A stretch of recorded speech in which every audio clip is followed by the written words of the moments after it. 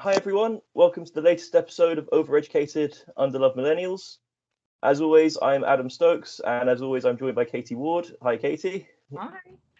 So as you can see, we're also joined by two extra guests today to discuss what has been, I think it's fair to say, another sort of, well, crazy few days as we last spoke on Friday. So we're also joined by Byrne, who is our sort of conservative representative. Hi, Casey, how are you? Oh, how do you pronounce it? Sorry, I've never actually asked. Byrne. Oh God, I got that hopelessly wrong. I apologise. And we're also so Casey is our sort of, like you'll say, our conservative representative. We decided that after a few weeks of sort of fairly being critical of the Conservatives, let's say, it was actually only right we had a millennial who actually represented that point of view. I think that's in the good record of BBC impartiality that we all try to support balance. Yeah. And we're also joined by Jan Malinowski, who is... Hi, Jan. Are you well? Hi. Yes, good, thank you. Good. And Jan is... Well, I first met Jan at the University of East Anglia. We were both sort of, young Liberal Democrats there. I was going to say young, excited and happy Liberal Democrats, but I don't think Liberal Democrats were either happy or excited in 2015. I was there. I could deny all of those. Yeah. We started that way, and it was swiftly downhill. Well, I think it was very much a low point because of 2015. Then it sort of had there was a bump because of Richmond, and then it just all went catastrophically wrong after Richmond, basically. So so obviously today it goes without saying we're talking about the new Prime Minister Rishi Sunak and sort of the weekend contest which saw him become Prime Minister. So, as I'm sure people watching this will know, there was a sort of, I guess you could call it a race to 100, which sounds like a terrible game show, over the weekend, where Conservative MPs who wanted to be Prime Minister had to get 100 nominations from their colleagues, fellow Conservative MPs. And, well, in the end, it was only Rishi Sunak who got that 100 on Monday. So, therefore, he sort of won by default. He was the only candidate, so he becomes Prime Minister. So clearly there were two other candidates who I do want to talk about as well, both Boris Johnson and Penny Mordaunt, who both over the weekend were sort of desperately trying to get to this 100. Boris did claim he had reached the 100, though we will have a conversation about if he did or not. And I believe the official line from the Mordaunt camp was, "We got very close, but sadly, just missed the mark," as it were. I think they got just over 90 in the end. So let's start just with a general reaction from everyone. So should we start with I think we should start with Casey as a Conservative member here. What was your sort of general assessment of the weekend? I'm not going to say it because it's probably need to be bleeped, but a complete mess. He marched him up to the top of the hill and marched him down again for the second time in 6 years, and people expected something different from him, and I don't understand why he did it, but there we go. Katie, what about you? Pretty similar reaction, to be perfectly honest with you. It was interesting, wasn't it? It was a strange time to be alive, but as millennials, I'm sure we're pretty used to it. I'm hoping that because we've endured that, we'll come out with a bit more stability, but And Jan? I agree. I mean, what a mess. But I think the thing that the highlight that stands out for me is probably that sort of saga. It's a bit like sort of Napoleon returning from exile, coming back on a plane from holiday, drumming up support. Jacob Rees-Mogg and Nadine Dorries sort of debasing themselves, trying to get Tory MPs over the line. And all for nothing really, and not even sort of stand in the end. It just goes to show sort of how little I think our former Prime Minister views the people who were actually trying to help him get in. It sort of an exercise in ego, I think is probably how I'd term it. I will say it did make me feel more secure in my education, because I went to a really bad state school, but I know how to count to 100. So I was like, wow. So as two of you already mentioned him, should we just start with Boris Johnson and get him out of the way? So Boris Johnson, right, well, when me and Katie spoke on Friday, it was very clear he was, the rumours were already starting that he was going to run. And over the weekend, even though he was actually himself, I think, did he actually make a formal statement? I don't think he actually made any official statements over the weekend. He was completely silent. But effectively, a sort of group of, you'd say, about sort of 30 MPs came out quite quickly and were very sort of supportive of him. And I think it was on, I believe it was it Friday? No, it was I think it was Saturday morning. The Johnson count was claiming they had the 100. They were already saying, we've got the 100 names, when, I think most journalists were saying they had about 50 names or something like that. And they were saying, oh no, these are all, private names who don't want to reveal themselves. It was the sort of, I have a girlfriend, but she lives in another town and you can't meet her because she's too far away. And I have friends, but they're all in the next school, guys. Exactly. So, yeah, I mean, and then clearly, so then by sort of, it was, so then very quickly it became clear. Well, so the official line from the Johnson camp is we had the numbers, but because it was only just over 100, effectively, he took the very, very sort of very, what's the word, noble, I guess he would call it, noble decision not to stand because he didn't want to divide the party. So I guess, should we start there? Who thinks? Does anyone think he had the 100? No, I didn't. If he had the 100, I'm a billionaire. There we go. Yeah, I mean, yeah. I think actually this is sort of touches on the problem, and the reason why he couldn't get the 100 is because no one could trust a word that he says, and it's still all a bit too soon. You can't oust the Prime Minister for lying about things consistently. And sort of the attempt by some in the Boris camp say, oh, it was only a bit of cake that got rid of it. Actually, it wasn't. It was a cultural issue that went deeper than that. And this is another example of it. It was deception propagated by people like Nadine Dorries and Jacob Rees-Mogg. And it didn't work. I think everyone's had enough of it because the country is in a state now where we're above sort of parlour games like that. You can't blame them for trying, though, because I think that what they were trying to do was, if you think about it, this was one of the main proponents of the Leave campaign, and why the Leave campaign, which a lot of his people that support him and a lot of the people that have backed him up were part of that campaign. A lot of that campaign was basically smoke and mirrors. Oh, we're never going to, oh, we have got the numbers. We are going to do this. All of this, summing up of things that aren't actually there. So you can actually see why he tried, but I think it points to a larger issue that Boris Johnson is not in touch with the national narrative at the moment. So yeah, he can try what he used to try, but obviously the narrative has moved on from that moment, and the British public aren't going to believe him as easily as they believed him previously, because we've had how many years of him telling us porcupines now? It's just not going to wash. It was nothing but ego. It was ego. It's pure and simple ego. He does not know his own limits. Yeah. I think that was very. I think that was also very clear in his sort of his. Well, not even. I was going to say sort of the statement he made when he sort of said he wasn't running, where he basically almost it was almost very Trumpian in the sense, as you say, ego, very much like, oh, I had the numbers, I could have done it, but I don't want to because I'm a great person. It was very much this sort of. It's very much this very Trumpian almost. This kind of idea that I'm great, but I'm so great that I'm not gonna stand. The bit that got me was, and I will lead the Conservatives to victory. No, you won't. That's literally. That is my final. I want to because with your first face, I don't want to talk about Johnson too long. I mean, I don't think anyone does anymore. But my final question is, and I will direct it at Casey first, as he is a member of the Conservative Party. This sort of, I guess you could call it claim or threat, or however you want to see it, that he basically said he would one day again lead the Conservative Party. Do you perceive a future where Boris Johnson is again leader of the Conservative Party ever? He will never lead a political party again, because I think he is too much. He's proven himself to be too untrustworthy. So flip-flop and change his mind when it suits him. He's pulled out with half of the contest since 2016. He doesn't know how to tell the truth. He doesn't know how to then apologise, even when he claims it was inadvertent. I'll stop there before I go on a massive rant, because I get very angry with him. Very angry.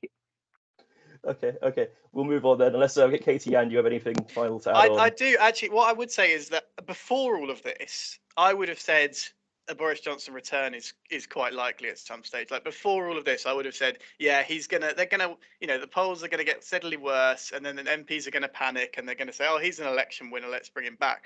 But actually, I think this has actually been quite debilitating and a bit embarrassing for him and his backers. And actually, it shows that MPs are not necessarily going to do that. That the fact that he didn't manage to get the 100 actually somewhat surprised me a little bit, given the state of the Tory party in the polls at the moment. And I could imagine some MPs thinking, "Oh, it's a quick fix," but actually, it's good to see that sort of common sense prevailed in that sense. And I don't think I think it's less likely. I don't think it's impossible. If all Conservatives shared Casey's sort of appraisal of the situation, that would be great. But I'm not quite sure they do. But fingers crossed that we've seen the back of that sorry chapter and can move on.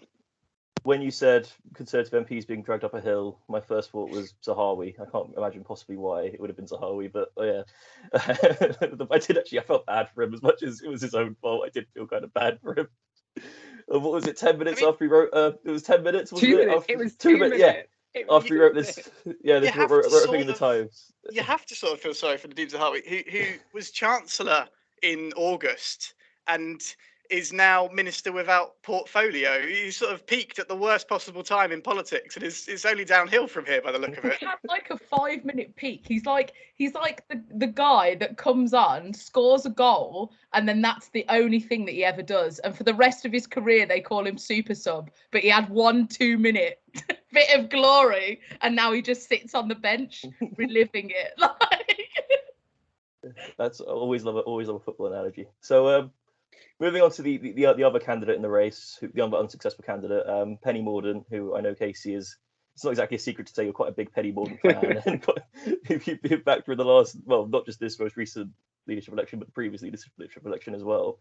So I guess let's start with you, Casey. Why did you support Penny Mordaunt? I just think she was so much more authentic than Boris Johnson, and to a certain extent Rishi Sunak.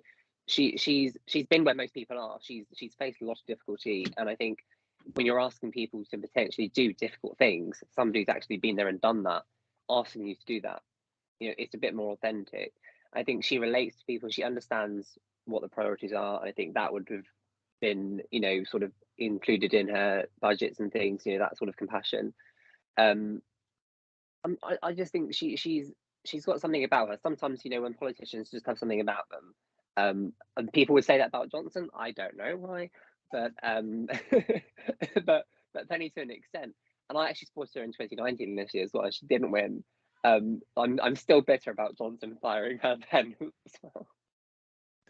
So me and Casey, I don't know if you guys watched Friday's episode, we had a disagreement over who would be the sort of biggest threat to the sort of the opposition parties, and I did say it would be Penny Mordaunt. Katie said it would be Rishi Sunak. So I think I must admit, despite having a sort of dislike of Penny Mordaunt due to the Brexit referendum, which I probably will never get over, so I just have to sort of accept that at this point. I do think of the three, she did, as I said, I do agree she came across as the most authentic.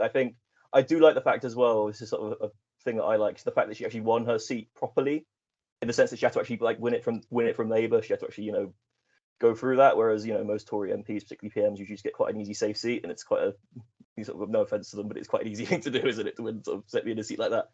So I do agree. I do think of the three, she would have been the most dangerous. So I'm curious, Jan, Katie, anything to sort of add on Penny Mordaunt? Yeah, so I mean, I agree with everything that you said. I do think she is the more authentic of both of the candidates that were left. I think that she would have been easier for... Okay, so when I said that she wasn't as big a threat as Rishi Sunak, I meant that the Conservatives, I think, would have found her easier to sell austerity, because she's been a person that has struggled, and like you said, there'd be the compassionate element, and I feel like she would have dealt with it differently. Whereas Rishi Sunak, he's just a really rich guy, so it's going to be harder for them to sell, but I think that I think that Rishi Sunak, why I said Rishi Sunak was a bigger threat was nothing to do with Penny's career, and I wanted to touch on that. I think that a lot of people have been very unfair to Penny Mordaunt, writing her off, saying, oh, she's, she doesn't have the experience, she doesn't, and I think that there's an element here that we need to look at, we're looking at two people who have both held office. Penny Mordaunt actually for longer than Rishi Sunak. Penny Mordaunt had to fight for her seat, whereas, you know, Rishi not so much, you know, like, so it's I feel like there's an underlying narrative here that people haven't addressed about the Conservative Party. And I think that a lot of the narrative that's covering up where they're sort of saying, oh, well, we elect more women leaders than Labour, etc., it doesn't deny that in certain situations there are sexist things that go on. And so I actually think that Penny Mordaunt got a really bad crack of the whip this time. And I think people wrote her off before she even started. And I found that really sad. I think, yeah, so I think it's important to note accusations of sexism have actually come from within the Penny Mordaunt campaign, as well as I think Nadine Dorries as well sort of is using this sort of, you know, Rishi Sunak, the old boys club sort of argument as well. And I think it's, so I think there's definitely some truth to it. I think definitely the fact that it almost, but not just in the Conservative Party, I think that there was a general media narrative, I think, from everybody that kind of described Rishi Sunak as the more experienced of the two. And I think I made the mistake in our last pod because I believed what the media had said. Yeah, exactly. And I think I looked it up and I was wrong. It's important to know Penny Mordaunt was a minister before Rishi Sunak was a member of Parliament. That's quite an important thing to point out. Like, so, yeah. So I think it's definitely was a slightly concerning. I think particularly because she was, you know, a younger looking blonder woman as well. I think that probably also sadly played a factor. But I think so. But was it just that? I mean, were there sort of other possible reasons why? Because it did seem Conservative MPs very quickly went behind Sunak rather than Mordaunt. And I'm curious, Casey in particular, why do you think that was? Because it did seem, yeah, quite overwhelmingly they unified behind Sunak. I think it was the sort of the need for unity, and where everybody was just going for Sunak. I think that's what drove some of it. But I do think there was a lot of sexism, a lot of ministers saying she's not experienced, her time will come. You know, she was a minister before Rishi Sunak was an MP. She was the first female defence secretary, and Nadine Dorries says she hasn't held an office where she's had to make tough decisions. I'm sorry, but it doesn't matter how long you're DefSec for. You have to make tough decisions every day, as it's shown right now. So that really annoyed me. Nadine Dorries is another one that I'm not going to say anything on. But it's just that sort of narrative of she doesn't have the experience. She's had so many more briefs than Rishi, which obviously they argued with Liz Truss that was a good thing. She had a variety of experience. So why is it not a good thing that Penny Mordaunt has had the experience? And on top of that, had to fight for her seat. Yeah. Yeah, have you got anything you'd like to add? Well, it's interesting, isn't it? I completely agree that there's a sort of underlying sexism, and there's something not quite right about all this, definitely. But I think what's interesting is sort of taking it back a second, looking at it from the public perception. For me, Penny Mordaunt was, you know, sort of the first time she came onto my radar this year was when, you know, she launched her campaign for the first leadership election of the year, and she sort of launched it with this massive sort of step back on her previous record on trans rights, and that sort of immediately was like, okay, she's going for the sort of the slightly further right vote. She's positioning herself, and it was actually pretty ugly stuff, because she had a pretty good record on that previously, and I respected her on that previously, but I found that a little bit concerning, and that was sort of the first I took notice of her this year, and in the end she ended up doing very well among the MPs, and almost giving Liz and Rishi a run for their money the first time round, and then she sort of disappeared for a bit, and then comes back again. What's interesting this time around is, you know, I got a text from my dad. My dad's not overtly political. I mean, he used to be a bit of a Labour supporter, sort of back in the new Labour days, but other than that, he's not massively political. I got a text from my dad just randomly yesterday morning. He sort of just talking about Sheffield United and how they played over the weekend, and then just at the end, Penny Mordaunt is a very good politician, and I just, there's something that's cut through there, you know. There's something that's cut through there that isn't the sort of thing that Rishi, you know, has. It isn't the sort of thing that Boris has with all the bombast, and I think that would potentially make her a potentially very credible leader at some point. It's just not going to be now, because whether it's the old boys club or whatever's going on behind the scenes, the Tory party privately has come to the conclusion that Rishi Sunak is the man of the hour to save the country. Are they right? Who can tell? I think that touches on the narrative point, though, right? She has an easier narrative for the Conservatives to sell, because, you know, they did very, very well under John Major is a really good example of this. A prime minister that came from more working class roots, that was able to cut through the minutiae and to cut through the class division, because he was able to unify in that way. And I think that Penny Mordaunt, the way that she speaks, it touches a base with working class people, because it just cuts out all of the waffle. It's very direct. It's very, and I mean, my partner will say that the armed forces take credit for this, but like, it's very no waffle. This is what we're doing. This is how we're saying it, finished. And even when she went up against Starmer the other week, even though people were trying to take the rip, she was very much like, I'm not laughing. I'm just going to answer you very seriously. And there's a certain sort of respect that I think the British public have for that, you know, like, no, this is the narrative. And I think, you know, will Rishi Sunak be able to do that where Penny Mordaunt excels? No, I don't think he will. So I don't know whether the Conservatives have made a mistake here. I feel like they have slightly, from a national narrative point of view, but like you said, who's to tell? Who knows? I think just very quickly on that point you make about her exchange with Starmer, I think you also saw that Penny Mordaunt is a very skilled political orator and a communicator, because she was very quite sort of basic politics 101 is you don't repeat your opposition's messages, and she said very loudly and very clearly Liz Truss is not hiding whatever it was. So you know, it's sort of you can see she has some skill at this, as well as being ever so slightly more. I think that was so purposeful, because people said, oh yeah. No, it was not, you know, like she made a mistake. I was like, no, she didn't. Yeah. She was going for that girl and she was lining up that shot. Like, that's another thing on the sexism point. They were saying that, oh no, she didn't know what she was doing. You know, like she clearly did. The line that she doesn't know what she's doing, she's not qualified. She knew what she was doing, and it was a very good thing, because it got her out there. Yeah, I think I don't really have much to add. I think it's interesting. I mean, we will come back to Penny Mordaunt when we discuss the reshuffle, because very clearly that's quite an interesting thing to address within the reshuffle. I think Casey particularly on his face, he probably has things to say about it. But we won't jump ahead. We'll start with obviously the fact that Rishi Sunak did win.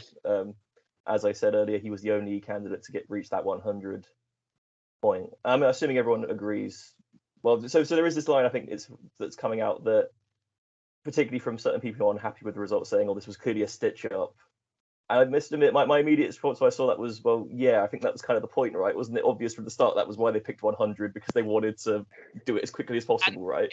In all honesty, Adam, I'm quite surprised that they hadn't had a unity in candidate in mind before the Prime Minister resigned. I would have thought that someone senior in the Tory party would sit her down and say, don't resign until we've conducted this process behind closed doors and everything's lined up. It actually sort of exposed more of the chaos and division, which I don't think was the intention. But that was sort of something that was very obvious to me. I really thought they were going to have someone in mind already, but alas, not. I think. I guess one possible response to that would be they almost did, in the sense that the overwhelming majority did back Rishi Sunak. I think there was just very extremely vocal minorities, particularly on the sort of Johnsonian side of the party, who clearly we're always going to want to fight it. We're always going to want to have a bit of a tussle and a scrap, because they seem to enjoy that sort of thing, it seems. So yeah, so I think so what I'd say is about that, I think they did try to have a unity candidate, Rishi Sunak, but clearly, you know, there's with the sort of the chaos at the moment, there was always going to be sort of factions that were never going to lie down, I think, to defend the Tories, which I very rarely do, but I'll do on this occasion. So I guess to start with, so Rishi Sunak won. He is now Prime Minister as of yesterday. So just general thoughts. What do we think of Prime Minister Rishi Sunak? Who wants to start? We start with Jan. Well, I think it was nice. Sort of looking internationally at the reactions of having someone from in British Asian community, British Indian, as Prime Minister. It's historic, you know, that and that's been commented on internationally, and that is sort of worthy of note. And then sort of you get over that shock, that sort of surprise, and that the positivity that's buzzing around that when he starts making these cabinet appointments, which obviously we'll talk about in a bit. And all of a sudden we're back to sort of business as usual, uniting the Tory party rather than uniting the country. That's sort of my first impression of Rishi's priorities. But you know, I'll be interested to hear what Casey has to say as well. Casey? all I'm saying is I have a great track record with voting against his answer. I voted for Rishi in the first contest because I thought, okay, well, I'm going to vote for whoever is Liz Truss because I foresaw this sort of happening. And the same thing with Johnson. I voted for Hunt. I didn't want Jeremy Hunt. I wanted Penny then as well. But I thought, okay, well, it's going to end in disaster. I didn't think it would end 7 weeks after the disaster. And I think the reason why we coalesced around Sunak quite quickly is because it's been so chaotic and so unprecedented that we just need to settle down before anything. We can unify and we can govern all that, but we just need to settle down. We need to take the temperature right down, because at the moment, you know, you've still got the fringes going on Talk TV, trying to read North and badly failing. You know, we need to sort of get past that and get back to serious thing. I'm interested to see how Rishi does. I hope he'll do quite well. I know he's quite short. I think he's the same height as Macron as well. But because that's why they had to do the different shorter podium. But I'd be interested to see, especially how he approaches PMQs, whether he sort of brings the same sort of style that he does when he was Chancellor, or whether he's sort of changed a little bit, you know, whether he's had a little bit of coaching from Gove this morning. I'm very glad you made the height joke first, because now the Conservatives made the joke it's okay. Though in fairness, he's the same height as Winston. I think I saw that somewhere. He's the same height as Winston Churchill was, apparently 5'6" is apparently how tall Churchill was. I was shocked when I saw him in person. I was so shocked when I saw him in person, because he comes across like he's probably about my height or just a little bit shorter than me. But he's 5'6". I didn't know that. The magic of television right there, I think.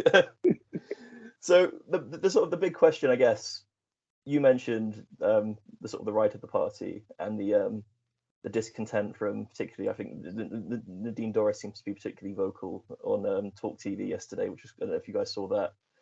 It was quite amusing, given that she's been slagging off Channel 4 for its lack of quality television. When she did that yesterday, I thought it was quite an amusing state of affairs.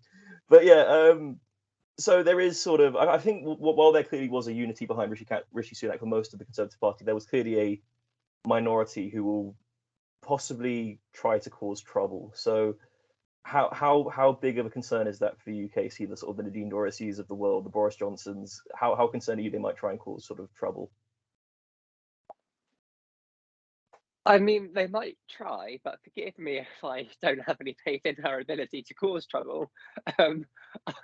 Like the Talk TV thing was just a disaster. I don't know how that got through impartiality rules. You know, she claims to be impartial and then goes on Talk TV and starts going on a rant about Channel 4. Like, what on earth is she doing? This is another person that I would go on a rant on, but I'm not that concerned if she's one of the ringleaders, because she has sort of this unhealthy obsession, like a lot of Republicans do with Trump. She had an unhealthy obsession, and I don't want to say obsession, I don't know if that's the right word, but there are a lot of people who really like Boris Johnson. I get the policy side, but I just don't think that wing of the party have the ability to cause trouble, because people have seen what they do when they're in power. And I don't think the MPs or the public are going to go for that again. Do you think there's any particular issues that might cause issues? I think particularly for some reason, I think Northern Ireland comes to mind straight away. Yeah. Do you think there are sort of particular issues that might sort of cause some issues for Sunak within the Conservative Party? I think that's why he had to bring the Home Secretary back off of her holiday, because she, you know, I'm guessing there might have been some promise there on the ECHR or the protocol, some kind of promise to again get the NI Secretary to stay on as well. So I think he's clearly shown that he's made some kind of deal there by bringing people like that in and bringing people like that back from their, holidays. Maybe she went off to a nice country for 6 days. I don't know, but So let's widen the question a bit more so that we can include our non-Tories.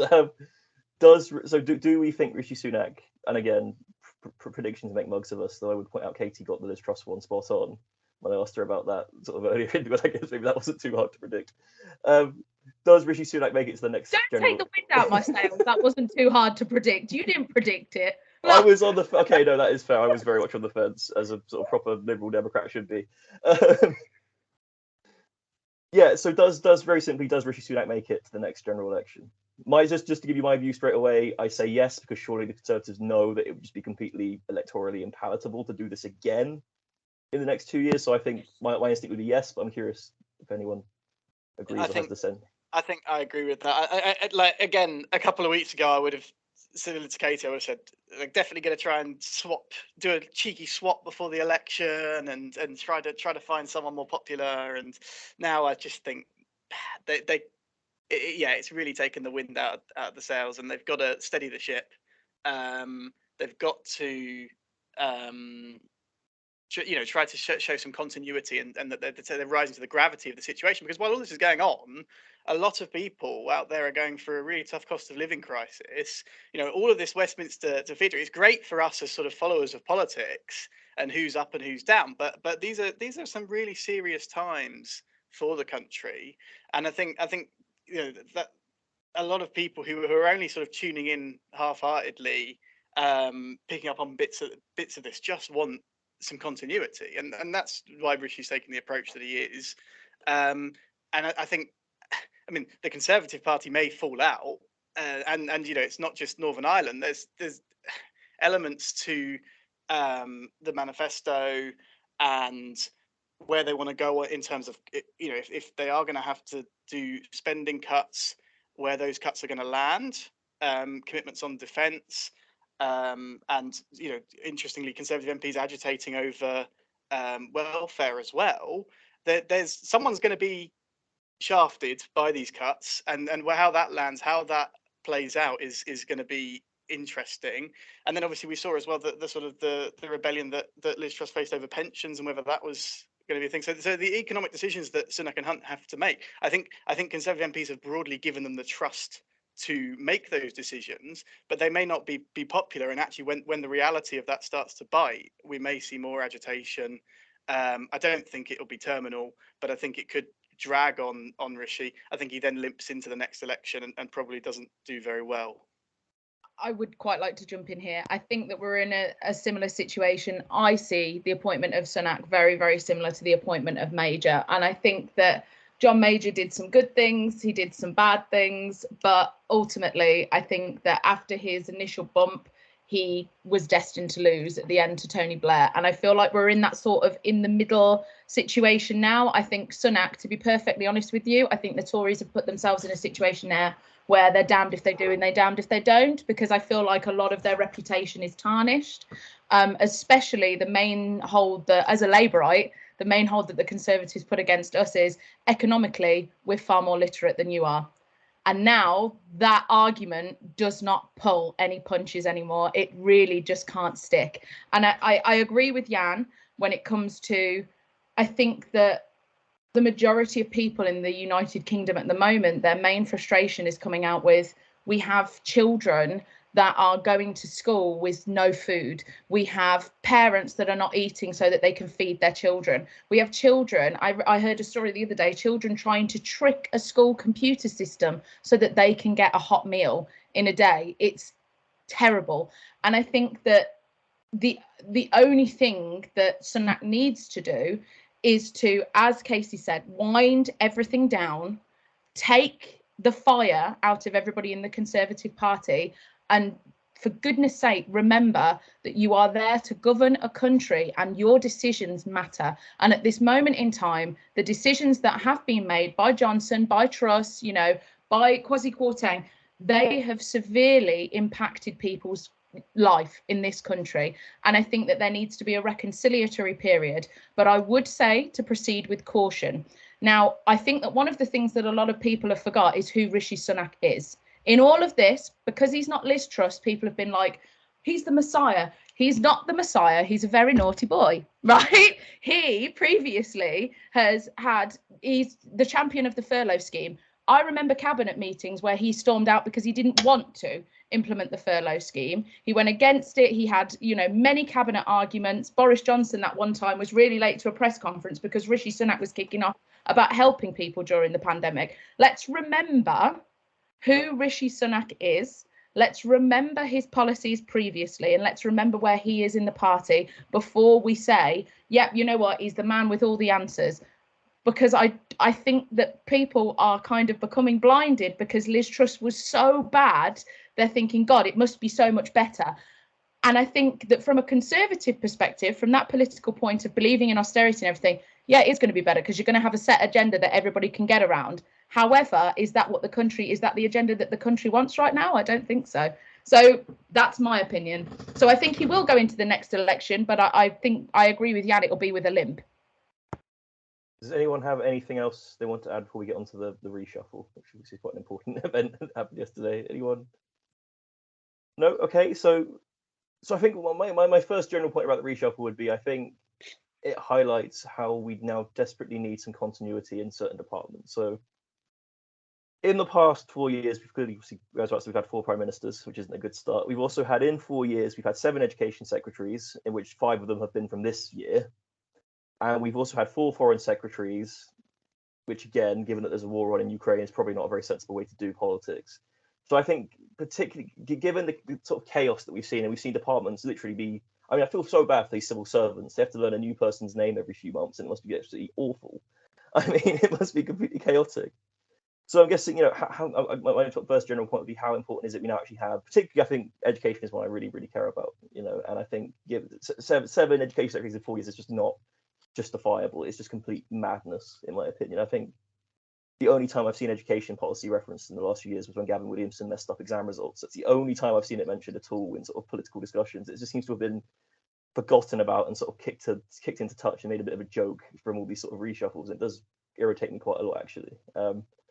So first general comment, how important is it we now actually see some degree of stability within the cabinet, and we sort of actually see some of these really important positions actually have a person who can put out a plan that lasts more than a year? Massively important. You talk about the foreign secretary changing. The thing that grabs me is sort of Zelensky and the Ukrainians, sort of the tweets of support that were going out for Boris, and you think, well, that's sort of interesting. But when you think that actually it's probably just that Boris is the only one whose name they can remember because there's been so much change. It's sort of that stability and that letting people get experience in their jobs actually is really important in politics in general. High turnover of it feels like this year's been exceptionally a high turnover, but actually in recent times it's been quite choppy. More generally than we've seen in the past, because I think because of the challenges of the day that we're facing as a nation, and actually that does need to stop. We need to let some people sort of mind their briefs and get that experience. You look at sort of Ben Wallace, who's touted as someone who lots of Tories would love to get behind, but he just won't stand. Actually, in some ways, what he's done is he's made that brief his own, and I think he's commanding some respect on that from across the political spectrum at the moment, because he's just getting on with the job, and I think that's what we want to see more ministers doing, not sort of obsessing over the Tory party infighting. Yeah. So I'm assuming, Casey, you'd agree, simply because surely if you want to win an election, first of all, you need ministers who people recognise, right? If you change the education minister every 5 weeks, people aren't going to know who it is, right? So that's quite important from an electoral perspective. Also, I think, I'm just curious, what your thoughts are. Must be a nightmare for you on the Casey, working out who's who at any given time. Trying to put the names on like a graphic as well, and just sort of predicting what they are. And last time I got most of them right. This time I had to completely change a lot of them, because some of them were brought back. One thing I didn't have back was the Home Secretary returning. But I will say about the changes, I'm just glad the Radicals didn't get education, because I think at this moment, it's very important where people are trying to Americanize their politics and, like doing us as their mentality. I think it's quite important to have somebody who's not that and the opposite of that. And actually, I think, I think a little bit of change is good when it's needed. I would rather, keep changing until we find the right person, the perfect person, than somebody who's not fit and keep them in office for the sake of it. And I think what we've done with the Education Secretary, particularly Gillian Keegan, she's been an apprentice, so she's going to champion that. She's been a Minister for Mental Health. So I think those two things are going to be quite particularly important with education. I think I said something about Sunak, that he's trying to sort of pacify that wing of the party, give them some responsibility, but not those areas. I think that's the right balance.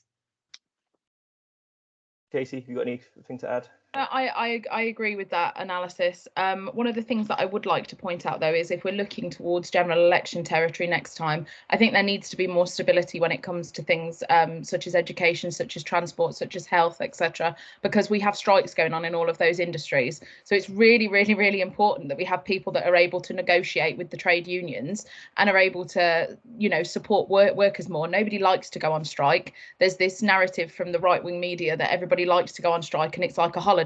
It's not like a holiday. You don't get paid. You go and you strike for your rights. So it's not a holiday. It's a necessity that people see, and people are forced into that position. And I think that it's really, really important, especially with the Education Secretary, to really get in there with teachers and understand the issues that we have in our schools at the moment: class sizes, funding, etc., resources, to get in there and really get stuck in on the ground and to see what it's like in schools. Don't rely on Ofsted. Get stuck in yourself and get in there and get some experience.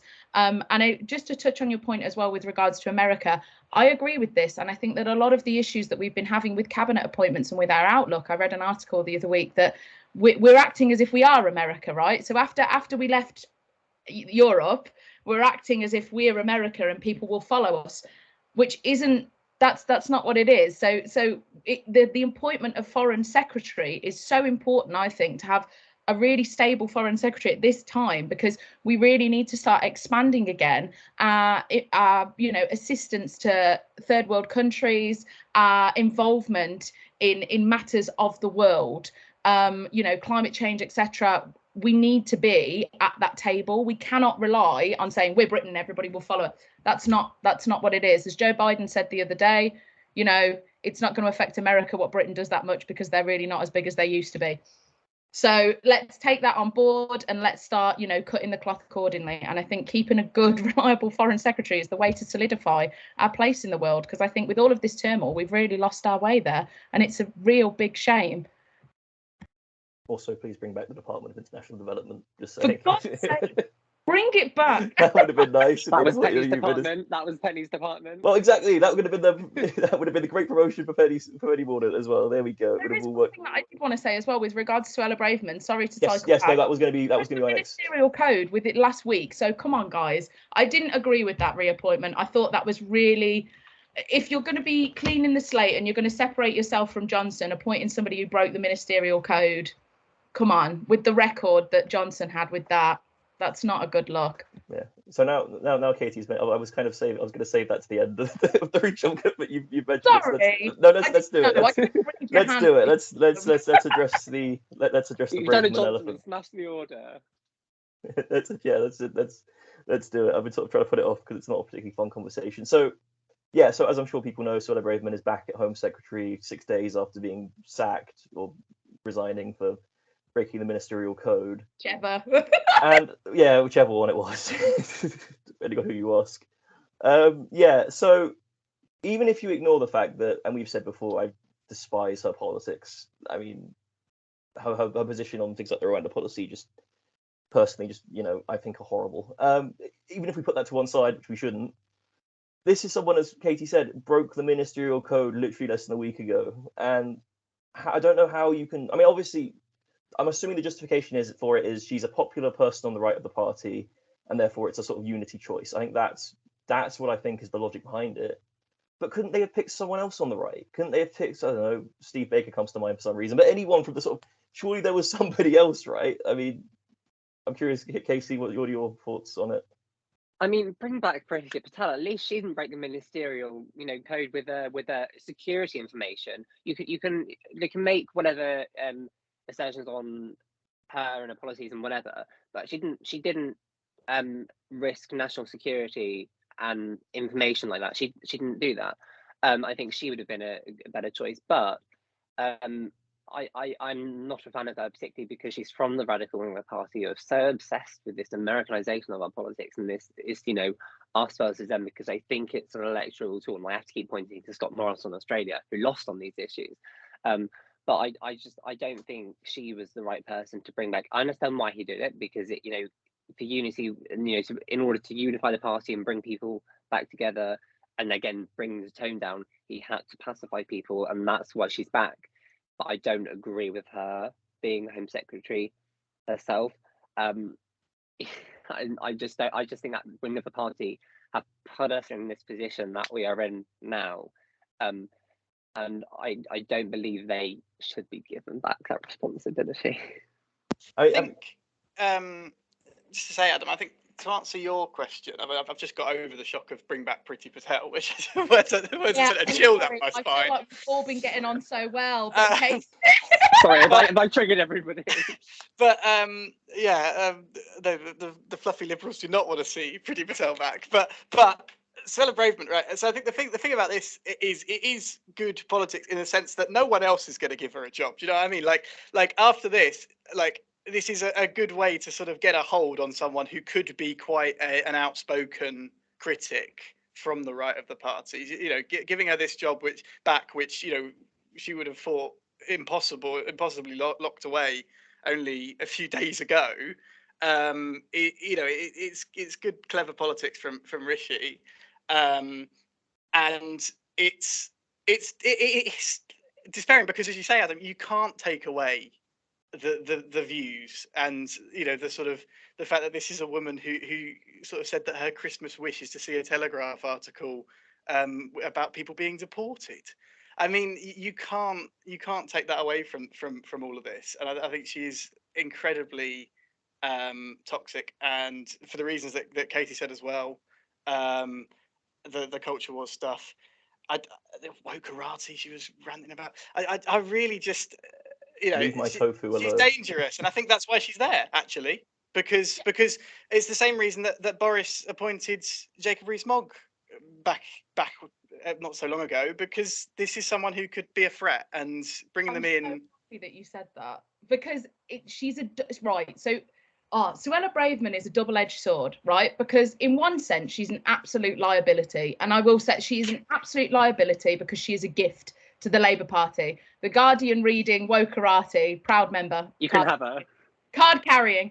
So she you know, not all tofu eating though. Yeah, I don't like tofu, but Guardian I do read it. But like, but but by the same token, where obviously we, who the very right wing would call the liberal elite, while we're laughing at that and saying how silly is that, that soundbite hits really, really, really well with the loads of voters that are previously disaffected on the far right, that UKIP and stuff would have previously swept up, that now Reform UK is having some issues getting behind them. So she's a double-edged sword in the extent of, as you said, Casey, she is part of that more right wing of the party, but the Conservatives still need to appeal to that to be able to secure their voter base, sadly. Because, yeah, like UKIP has collapsed. Reform UK is not really, you know, giving it any sort of replacement.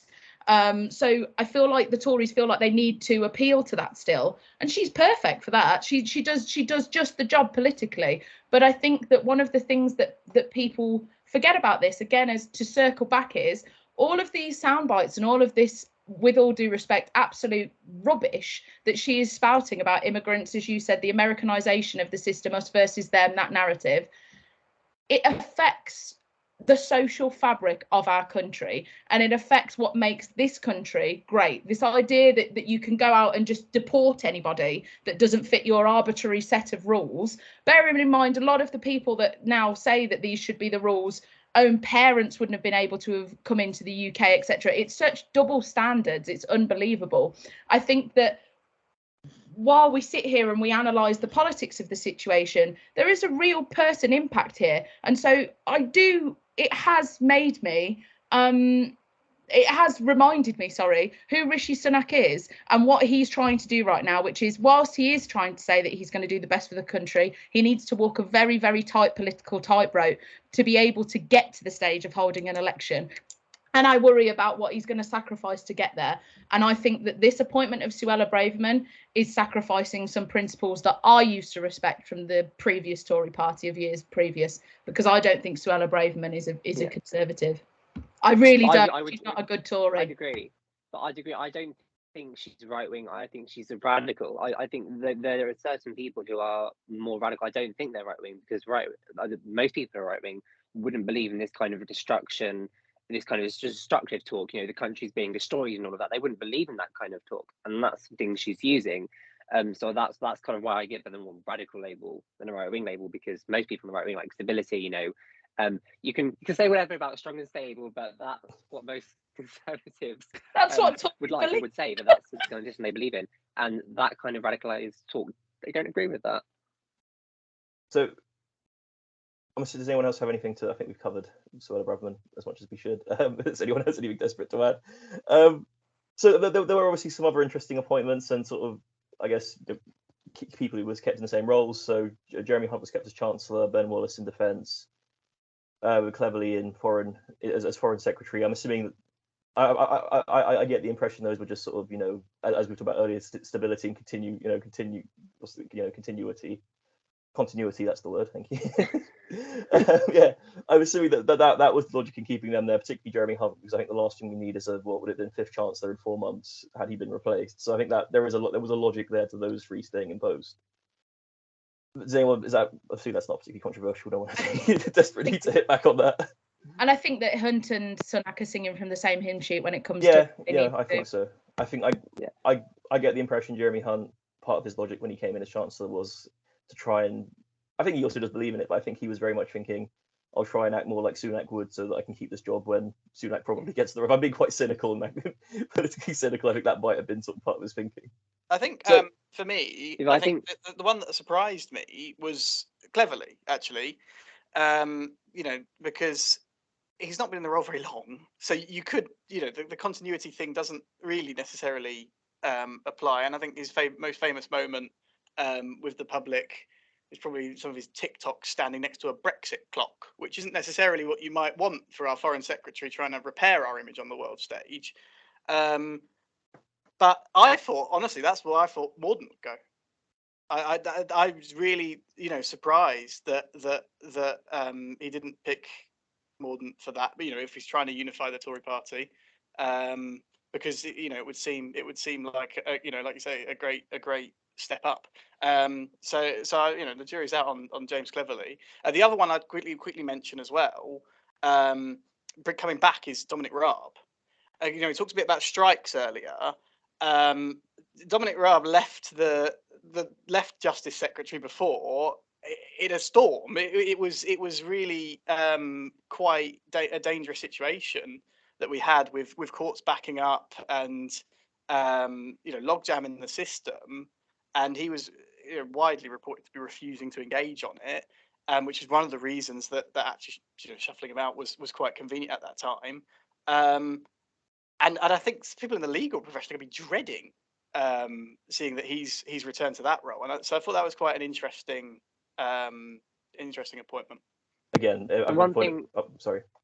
No, I was just going to say, I was actually going to mention Cleverly, because one of the things I heard as well was that he was impressing at the Foreign Office. He was doing very well with his brief, and in the Foreign Office one, he was doing very well with civil servants like him.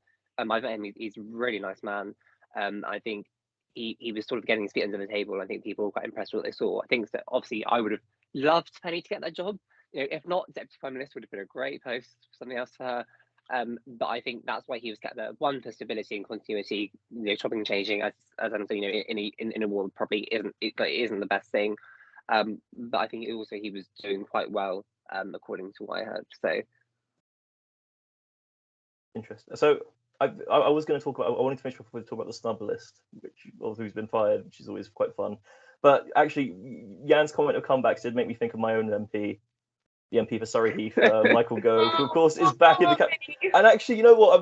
I'm gonna give from a sort of Machiavellian political perspective, I'm going to give Sunak some credit here, because as we've seen from the Truss sort of premiership, it is much better to have Michael Gove in your tent whizzing out, instead of using the P word because we can't swear on this, than it is to have him outside the tent lobbing grenades and all sorts of other things into the sort of. So I think, even though, clearly we will have, I'm sure, quite strong views of Michael Gove for different reasons, he is someone who is a big figure in the party, and I think from a sort of political perspective, I think it was very clever for him to be brought back in.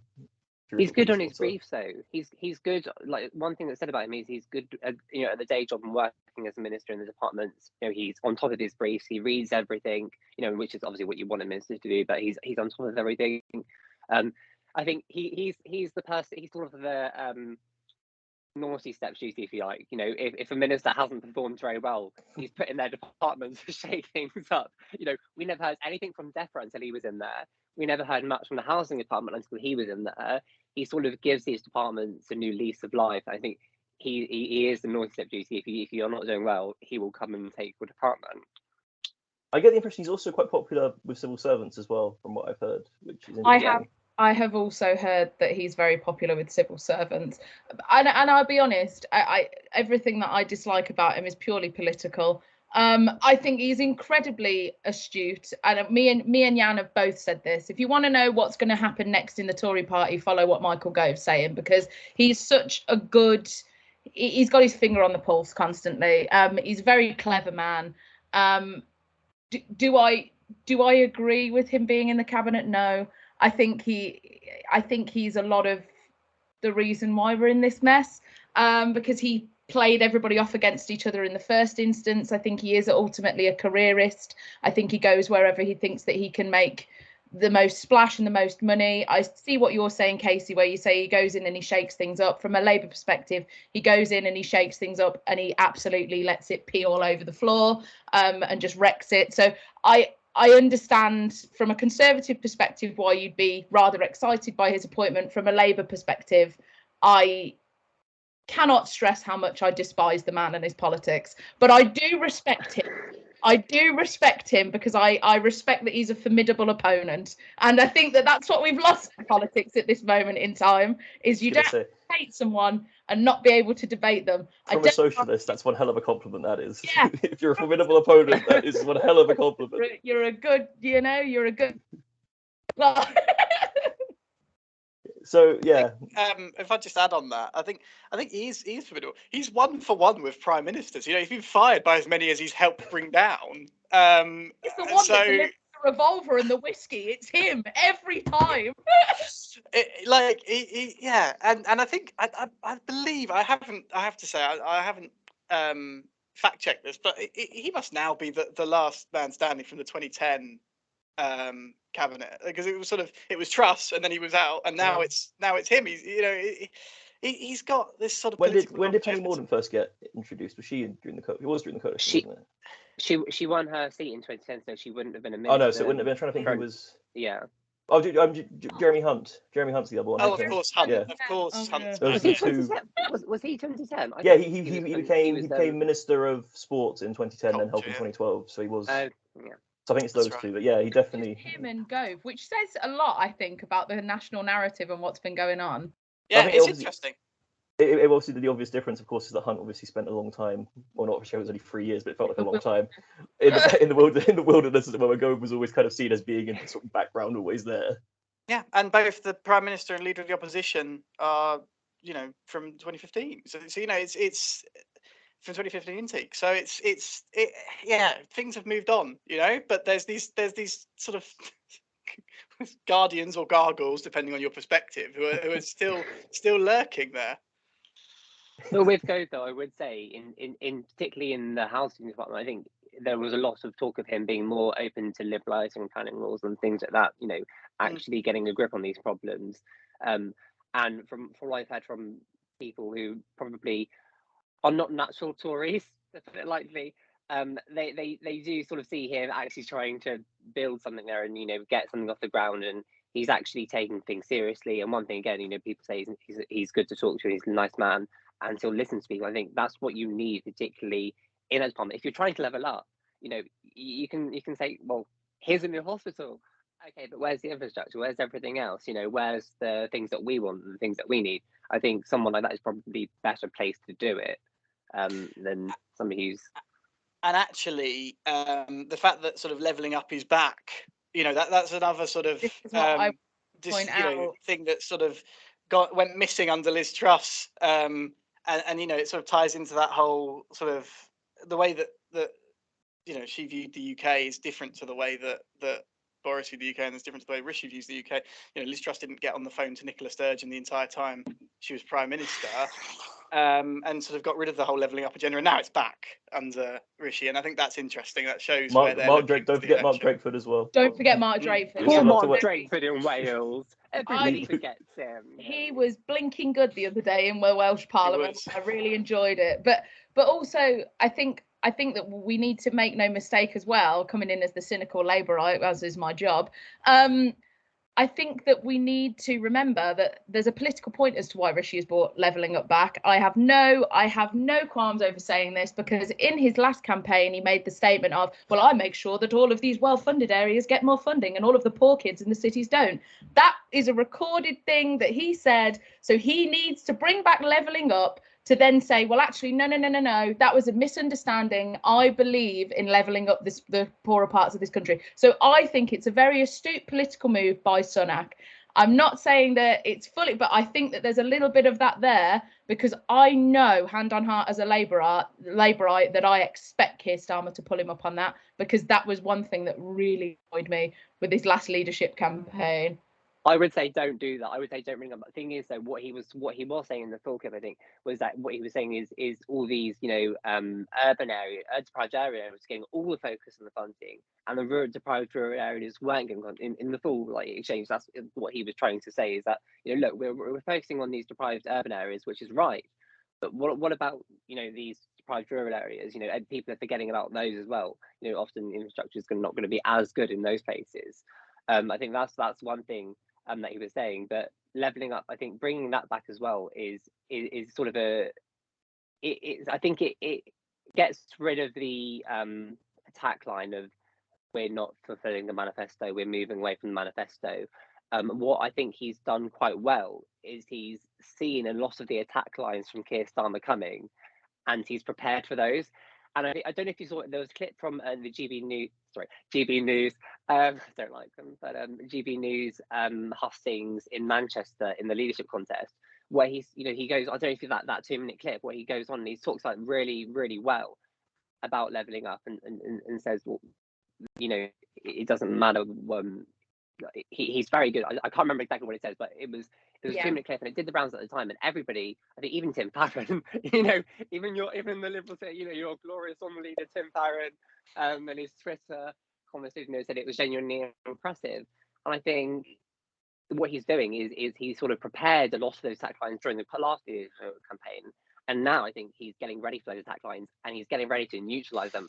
And I don't think Keir Starmer is prepared. If I can just say that he's sizing up the opposition, and I will say, I think he's made an astute political choice in putting Michael Gove there, because one of the biggest attack dogs that we've got is Lisa Nandy, and she's blinking good at her job. And she's very, very good, and she's very, very good on question time, and she's very, very good at getting the message out. So I do think there is an astute political move here to put Michael Gove there as well. I think it's also he's sizing up at 5'6". Looking at the attack lines is one thing, but attack lines aren't going to bring Rishi Sunak down. I think what he's looking at is the next election, and I think also when it's going to be, because actually the big threat with you've moved away from the manifesto and you've got no mandate line that Liz Truss was going down is it invites that, well, we need an election now, and I mean, I'm a political organizer in Cambridgeshire. We're running campaigns. We're getting huge hits on petitions for general election right now because it's what people want to see, and I think that this is going to head off some of that. Like you say, returning to the manifesto, returning back to that, and actually, I find it very interesting that he mentioned it in his incoming speech as he came into number 10. He talked about thanking Boris, but he said this mandate was not won by a single person. It's the mandate for our party. It's trying to reclaim some of that so that he can buy that political longevity that he needs to limp to that election, because he doesn't want it to be soon. Ratner said the Conservatives now need to move away from Labour firing artillery at them to moving back into the trenches and having a bit more hand-to-hand combat rather than letting Labour just smack blows on them, because that's what we've been doing over the last few weeks, because it's what we could do. It was an open goal. So I think that Rishi needs to start actually pulling it back and putting it as more sort of hand-to-hand, you know. You have a bit, we'll have a bit, and it needs to be more backwards and forwards, because at the minute those poll numbers are, as a Labourite, those poll numbers are absolutely ridiculous. So like then I do support there to be some more return of the parliamentary system, to be honest with you. Yeah, I think no one wants us to go to a one-party state, as some of those glorious as our new leader would be. So I'm just trying to keep an eye on time. Let's finish off with the snub list, and as Casey's here, should we just start with Penny Mordaunt? I think I was very shocked that she didn't get promoted. I was very surprised. And I thought it was quite interesting. I think Sky made a very big deal about how miserable she looked when she came out of number 10. I think that was very harsh. I think they did this weird psychoanalysis thing where they tried to like watch her multiple times coming out, and it was such a weird thing to do. They followed her. Yeah, it was such a bizarre, like the odd. journalist from Sky followed her. I don't know if you saw it. It was like the Sky thing. They have an obsession with her seemingly, but they followed her. It was just really weird the way they followed her and kept looking at her. And the reason that I say it's sexist is because for the very same issue that Hillary Clinton had in 2016, when a woman gets angry, she's, mardy and she's vile. When a man gets upset, we've seen so many men storm out of 10 Downing Street over the last few months. But Penny Mordaunt comes out because she's been frankly insulted. Let's be honest. The fact that he hasn't promoted her and the fact that he hasn't given her a high, I think is insulting, because she has shown that she's worth way more.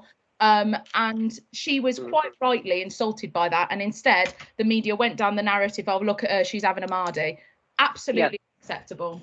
She's clearly got a solid support base, and I'm quite. I think a lot of things he's done. He's got some things he's got right in this reshuffle, but not promoting Penny and not bringing your closest rival in, considering she has a pretty solid support base to build a future campaign off of. I would want to say, okay, well, look, I recognise that you probably could have pushed a bit harder and probably could have got a few more things and made a few more offers and got my job. And you could have drawn this out for a week, but you didn't because you put the country first. I'm going to recognise that. I think he sort of hasn't done that. But on the bright side, at least as Lord President of the Council, Penny Mordaunt will be presiding over the coronation next year. But assuming she's still there in May, of course, because we don't know if there might be another reshuffle. But that's 5 more by then. Let's not run before we can walk. Yeah. So I think it goes without saying. Surely, if a big job comes up over the next year, 2 years, surely she has to be top of the list to consider it, like for promotion. She has to. I don't. I think it would be bizarre. I'm saying she should be foreign sec because I think she'd be really good at it. I think the thing I disagree with in your statement, Adam, is if. It's going to happen. There is. So I'm trying to think who else was snubbed. I think Kit Holt-Malthouse was kicked out, which wasn't really much of a surprise. What? So he was. What is Coffee still doing in there? Sorry, I know. What was her role? What was her? Because obviously she's been demoted from. She's gone from health to environment. Oh yes, that was it. She was deputy prime minister, which through Coffee. Yeah, great. She's another one as well that's allegedly popular with civil servants. Well, because she, her staff has said that she's quite pleasant to work for as well. I was going to make a really disparaging comment then, but I'm going to act better. Well, it was actually. I will say to Casey's defence on that, it was interesting while we were waiting for Rishi to come to first the Palace and then Downing Street. They had on the Rolling News. They showed her outside Downing Street in the background, and she was taking pictures with all the civil servants, sort of chatting away, sort of like it was having a lovely time. The person, but the only thing that I find is I just find her very vacuous. Like, and I just don't. I find I'm very cynical of people that cannot tell you exactly what they think, especially this is Dr. Theresa Coffey. So I know you've got the qualifications to do this, and I know that you need to have thought analytically. Somebody that's put up in front of the media and then just stands there and goes, yeah, I don't know, it is what it is, isn't it?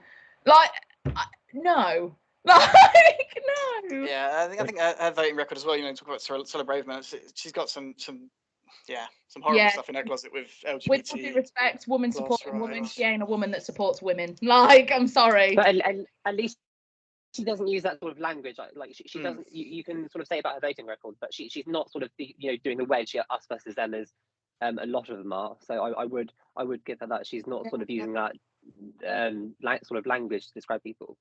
Yeah, I think she's in there. Much though, is she? She's in there as a sort of continuity trust. If Rishi's looking to unify the party, we'll have one from the trust camp. Therese Coffey's the one. And similarly, sort of cleverly for Johnson, you can see the sort of the logic behind it in terms of unifying the party. As I said sort of before, I don't think it's necessarily the right way to unify the country right now, but we'll see. Are there any backbench MPs? I think this is aimed at Casey, but anyone can jump in if they like. I have a particularly good idea. Any backbench MPs you would have liked to have seen in the cabinet who are not in the cabinet? I know it's a very big question to ask. In there. No, I'm joking. That was a joke. That was send it back to the Foreign Office. It'll be great. I'm trying to think. I mean, there's one. I've got one which comes off. I know this would never happen. Tobias Selwood. I would have liked to have seen Tobias Selwood get a role, but I know that would never happen because he's very much the sort of. I mean, very much the left of the party now, isn't he? So I think that would have been quite a. I would have liked to have seen Casey. Bring back Theresa May. That's not a bad point. To be fair, I don't know what it is.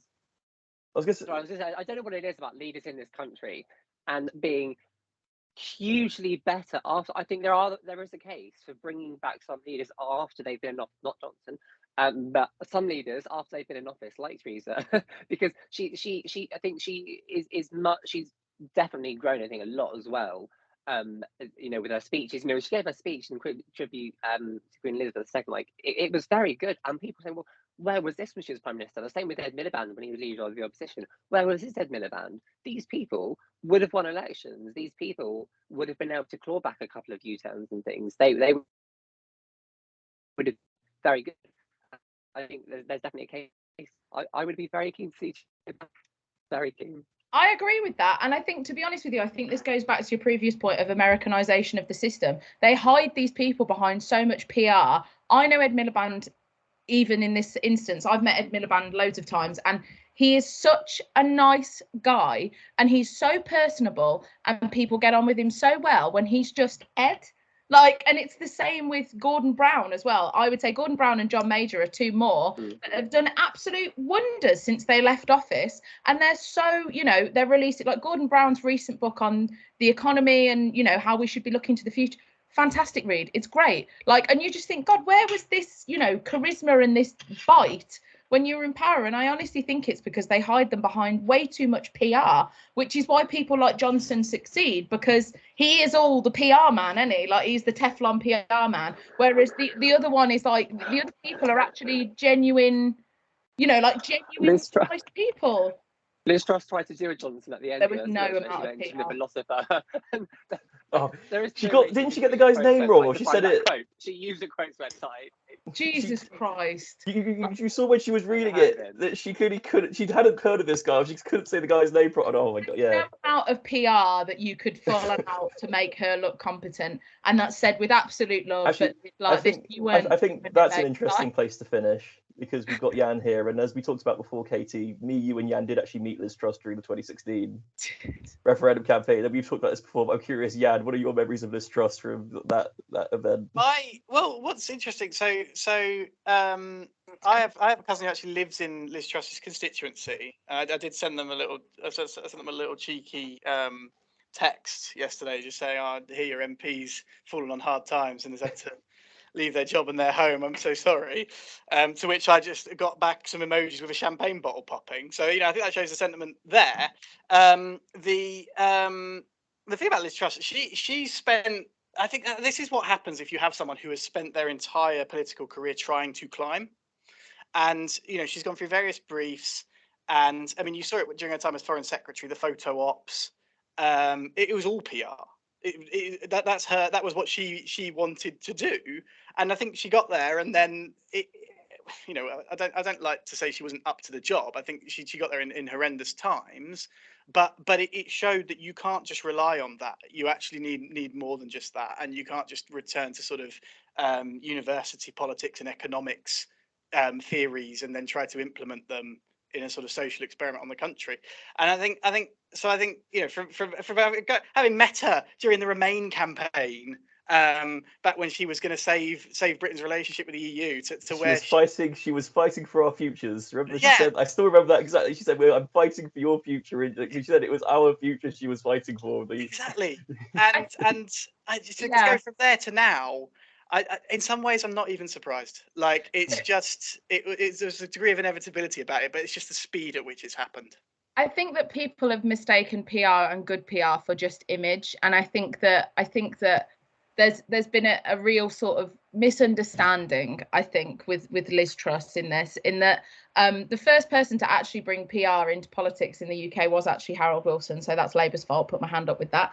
But it was actually really sort of solidified and used under Margaret Thatcher quite effectively as well, like with the speech and everything. Like, she was really big and she was really good at it. But I think with Liz Truss thought that a lot of it was she bought into the Margaret Thatcher commanding image, and didn't realise that actually Margaret Thatcher had quite a lot of substance and quite a lot of, wherewithal and expertise behind her that enabled to shore up that image. Like, you can't just walk out and be Margaret Thatcher.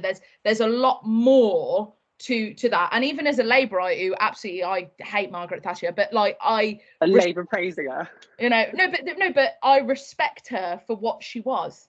Like, I respect that she was a formidable politician, and there was something there that enabled the PR to stick. PR doesn't work if there's no substance.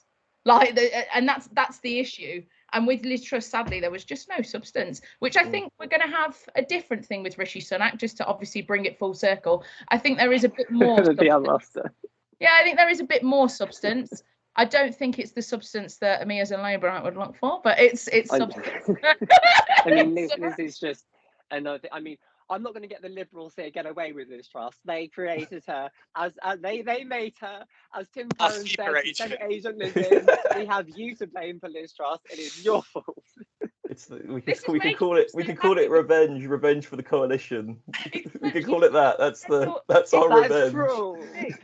We're turning British politics on its head. The Tory and the Labourite are agreeing and attacking the Liberal. Well, sorry, wasn't that basically 2015? Wasn't that the 2015 campaign pretty summed up pretty well? Yeah. It was just the 2015 general election. So I think that's a lovely place to end on 2015. A great, we'll be in a great mood all day. So so we will be obviously, me and Katie will be back next week, and I am tempted, assuming nothing insane happens this week, which I'm going to touch wood, but almost certainly will happen. I would be tempted next week to do an episode on foreign affairs, because I want to talk about Brazil, which is going to be a huge election on Sunday. Bolsonaro is going up for his second round against Lula, which is huge. I think genuinely I would go as far as to say this is probably the most important presidential election in South American history. I mean, that's quite a bold thing to say, but I think particularly given what it could mean for the Amazon and for the future of the planet, I think it's huge. Obviously, there's midterms still coming up, and that's been sort of rumbling on in the US, as I'm sure we can talk about that a bit more. So I'm tempted next week, unless Sunak decides to suddenly do something absolutely nuts. I would like to try and focus on the world. Unless Russia actually does nuke Ukraine. So we should talk about that as well, because Russia's in a very worrying position at the moment, accusing the Ukrainians of making a dirty bomb, which usually means that that's what they're doing. So that's great. We could talk about foreign affairs. Absolutely. I think the problem is the last few weeks has been understandably very UK focused, not even UK focused, very much Westminster bubble focused, I mean, for obvious reasons, right? Which is fine for a few weeks, but I do want to. A fog has descended across the UK. Yeah, there's more to the world than just Westminster. Let's always try and remember that. Okay, so thank you. Yeah, just obviously, Casey, Jan, thank you so much for getting up early and joining us. It's really good to hear from you, hear your insights, particularly Casey. It's always good. I do genuinely want to get more Conservatives on here as well, because I do genuinely believe it benefits the podcast to have a range of opinions and views. And you can now tell fellow Conservatives that I'm not some evil communist. I'm very reasonable. If you come on and you're a Conservative, Katie won't bite your head off. That's no go. That's fine. On the record, I supported Rishi. Earlier. I want it on the record. Okay. And on that note, thank you so much everyone for watching. Like, share and subscribe as always, and have a pleasant week. Bye. Bye. Thank you.